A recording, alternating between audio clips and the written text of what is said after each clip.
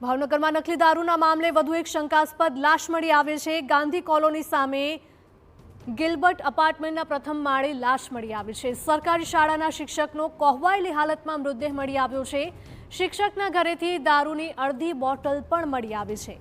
પોલીસે શંકાસ્પદ લાશને લઈને વધુ તપાસ હાથ ધરી છે।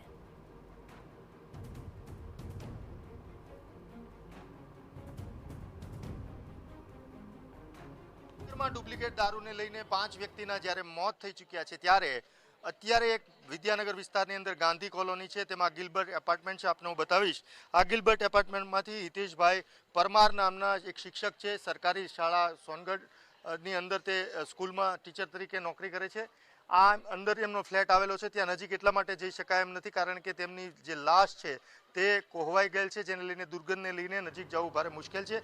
આ વિસ્તારની અંદર તે ઘણા લાંબા સમયથી રહે છે અને તેમની જે એમની મૃતદેહ છે તેમની બાજુમાંથી જે રોયલ સ્ટેગ જે ડુપ્લિકેટ દારૂની જે પોલીસે પણ એવું કહી શકાય કે સ્વીકાર્યું છે કે રોયલ સ્ટેગની અંદર ડુપ્લિકેટ દારૂ અને અમુક જગ્યાએ લોકો સુધી પહોંચ્યો છે અને પીવામાં આવ્યો છે, ત્યારે આ જે શિક્ષક વ્યક્તિ